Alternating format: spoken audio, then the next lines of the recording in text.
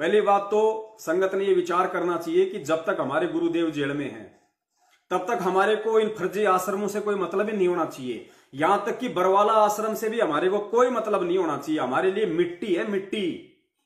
बरवाला आश्रम हमारे लिए मिट्टी है, इससे बढ़कर कुछ नहीं है, क्योंकि वहां हमारे परमपिता परमेश्वर अब नहीं है।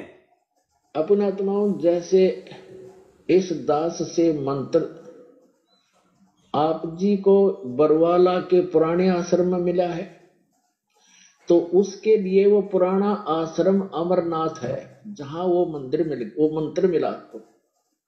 अब उस बरवाला आश्रम में माथा टेकने तो नहीं, उस मंत्र के जाप करने से आपका मोक्ष होगा।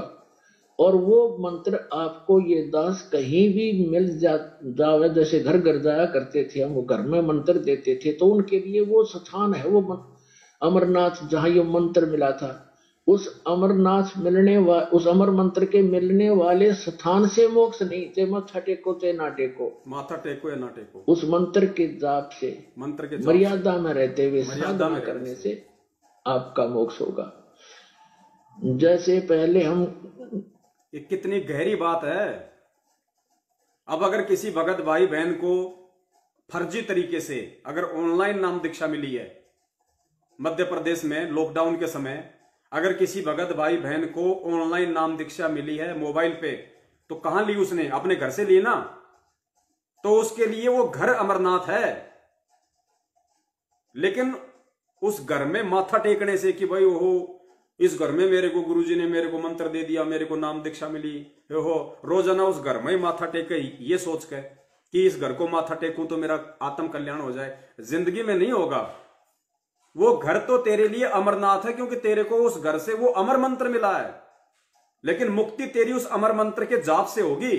ये समझाना चाह रहे हैं गुरुजी। तो गुरुजी कह रहे हैं कि इन आश्रमों में माथा टेकने से कुछ नहीं होगा।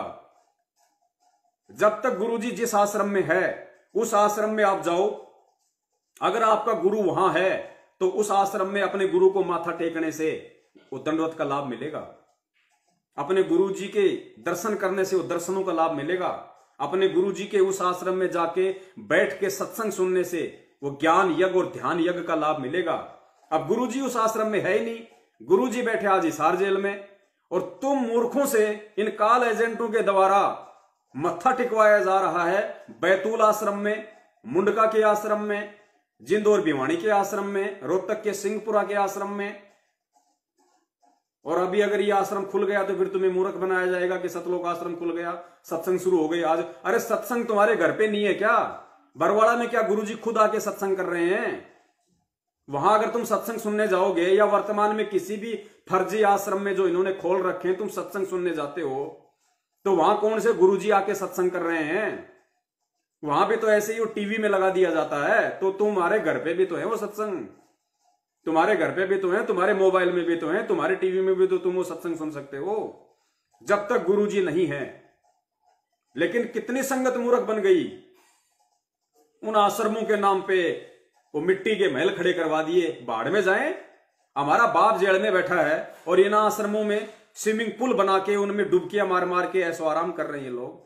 पुण्यात्मा, धिक्कार है तुम लोगों को, तुम्हारे दान करने पे, तुम्हारी इस मंद बुद्धि पे धिक्कार है। वो परमात्मा रोता भी होगा और वो परमात्मा हंसता भी होगा। रोता इसलिए होगा कि मैंने किन गधों को, मैंने किन मूर्खों को ये अनमोल, ये तत्व ज्ञान मैंने दे दिया। और हंसता इसलिए कि इतना ज्ञान देने के बाद भी, अगर ये ज्ञान अगर मैं किसी गधे को देता मैं 27 साल से, वो भी सतलोक जाने के लिए यहां भरने लग जाता। और ये मानव शरीरधारी इन गधों को ये ज्ञान देके उल्टी मैंने अपनी बेइज्जती करवाई, मैंने अपनी फजीती करवाई। आज उनके कुकर्मों के चलते मैं जेल में बैठा हूं। तो तुम अपने गुरु को दुखी कर रहे हो या अपने गुरु को तुम प्रसन्न कर रहे हो? तुम खुद अपना अवलोकन करो। कहां हो तुम अध्यात्म में? क्या ऐसे भक्ति मार्ग चला करता है? क्या काल ऐसे तुम्हें सतलोक जाने देगा? तुम्हें भक्ति मार्ग पे सफल होने देगा? तुम्हें 2 कदम नहीं चलने देगा, 2 कदम।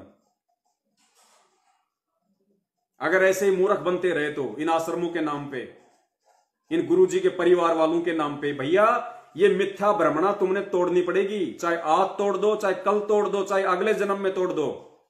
कोई गुरुजी का परिवार वाला नहीं है, कोई स्टेट कोऑर्डिनेटर नहीं, कोई कोऑर्डिनेटर नहीं, कोई नामदान संचालक नहीं। अभी तक तो गुरुजी ने किसी को कोई आदेश ही नहीं दिया।